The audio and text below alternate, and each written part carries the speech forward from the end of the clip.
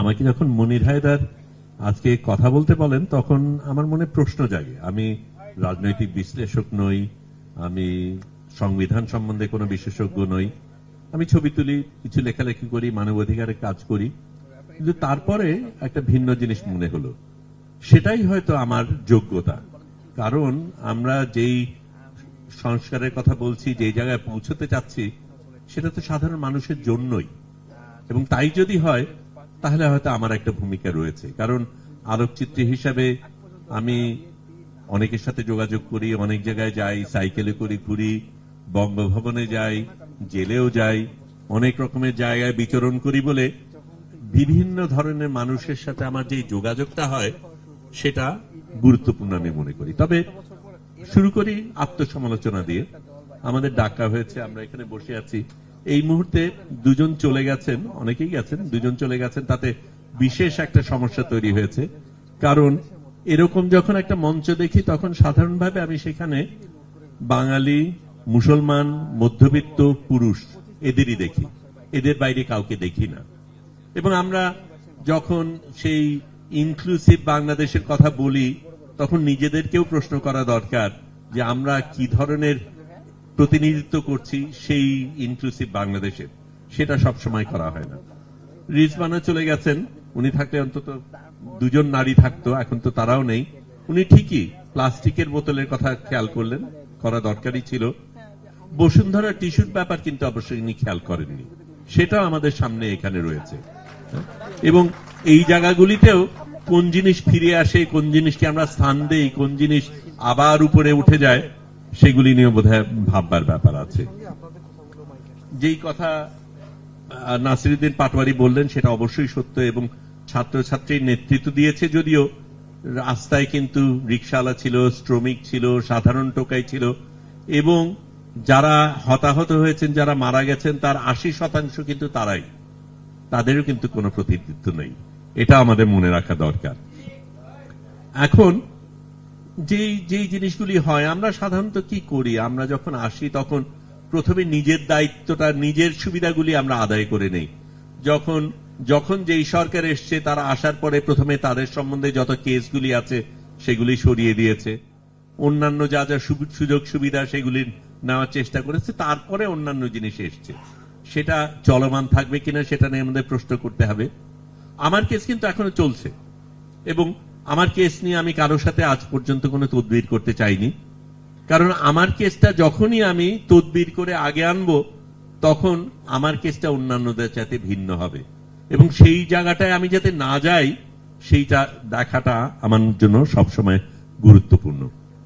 আমরা সংবিধানের কথা বলি, সংবিধান কিন্তু সাধারণ মানুষের জন্যই, এবং তাই যদি হয় তাহলে এটা কিভাবে গঠন করা হয়, এটার ভাষাটা কি, সেটা নিয়েও ভাবতে হবে। অধিকাংশ ক্ষেত্রে আইনজীবীরা সংবিধান তৈরি করেন। আমরা এইখানে পাশাপাশি দুজন মিলে যদি লুডো খেলতাম, এবং লুডো খেলার জন্য নিয়ম কানুন যদি আমরা একজন আইনজীবীকে রাখতাম, উনি হয়তো একটা 10 পাতা কাগজ দিতেন, তার মধ্যে 300 টাকা স্ট্যাম্পে অনেকগুলি নিয়ম কানুন দিতেন। আমরা এই দুজন কোন দ্বার আগে দেব সেটা খুঁজে পেতাম না। এবং আমাদের সংবিধানের ক্ষেত্রেও তাই হয়। সাধারণ মানুষের জন্য যে সংবিধান, সেটা সাধারণ মানুষের পড়ে বোঝার কোনো উপায় নেই, এবং সেটা শুধু সেখানে না, প্রত্যেকটা জায়গায় সেই জিনিসগুলি হচ্ছে।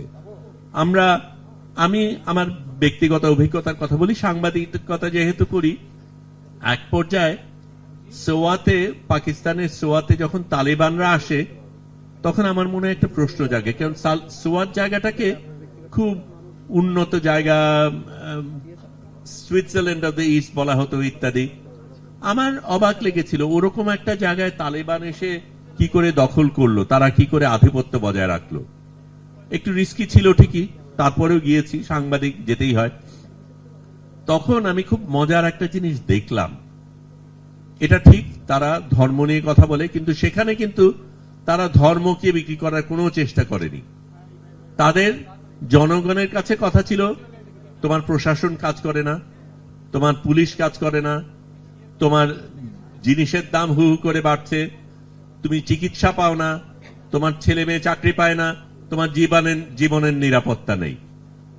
সাধারণ মানুষ যদি এই জিনিসগুলি পায় কোন ধর্ম হলো, কোন ইসম হলো, কে কোন রাজনৈতিক বক্তৃতা দিল, তার কিচ্ছু আসে যায় না, সেটা হলেই তার চলে।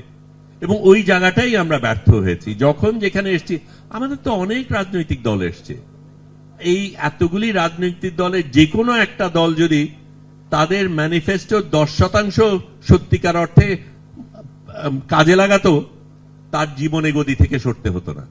সেটা তারা জীবনে করেনি, অন্যগুলি জিনিসগুলি করেছে। এবং সেই জায়গায় যাতে আমরা আরেকবার না আসি, সেটাই আমার চিন্তার বিষয়। আমি ছোট্ট একটা নাপিতের দোকানে লালমাটিয়ায় যাই, বিহারি ক্যাম্পে থাকে বিহারি, অনেক নাপিতই, মোহাম্মদপুরের অনেক নাপিতরাই কিন্তু বিহারি, সেটা ভিন্ন বিষয়।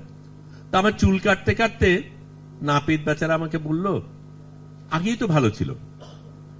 নিশ্চয়ই আগে ভালো ছিল না। এত সহজে আমাদের ভুলে যাওয়া উচিত না যে এত বছরের এত রকমের অন্যায়, নিপীড়ন, অত্যাচার চলে গেছে।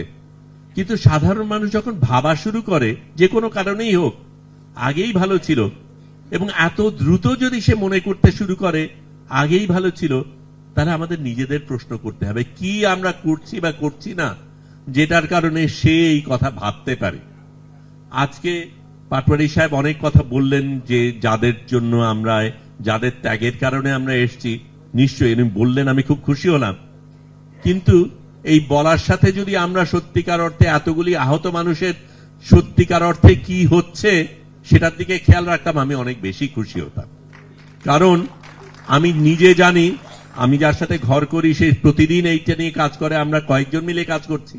কিন্তু যারা আহত, যারা নিহত, তাদের পরিবার, তারা কিভাবে চলছে সেটা নিয়ে আমাদের যথেষ্ট ভাবা হচ্ছে। তার ভাবার কোনো কারণ নেই।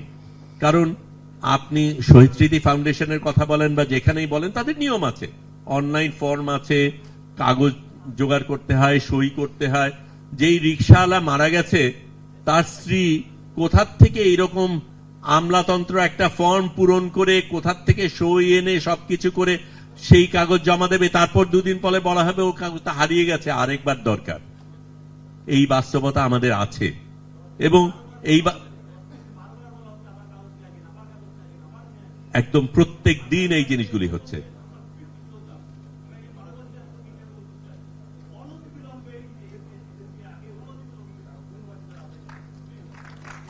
এদের লাশের উপর দাঁড়িয়ে আমরা এখানে এসেছি, অথচ এদের ব্যাপার নিয়ে আমাদের কোনো দুশ্চিন্তা নাই।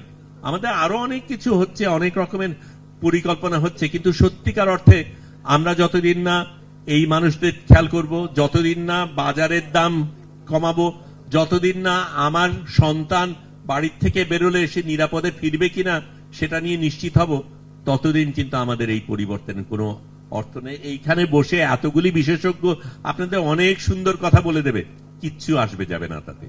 আমার নাপিত দিনের শেষে তারপরেও বলবে আগেই ভালো ছিল।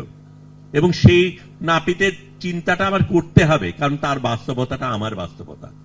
এবং সেই জায়গায় আমি যদি না যেতে পারি, ওই আইনজীবীর বানানো সুন্দর সংবিধানে বড় বড় বক্তৃতার বড় বড় কথা শুনে যদি আমি চলি, আমার সেই বাংলাদেশের প্রয়োজন নেই। ভিন্ন বাংলাদেশের আমরা স্বপ্ন দেখেছি, এখনো স্বপ্ন দেখি, আপনারা স্বপ্ন দেখিয়েছেন, আমরা আপনাদের ব্যাপারে আশাবাদী, কিন্তু আপনাদের করে দেখাতে হবে, বক্তৃতায় লাভ হবে না। ধন্যবাদ।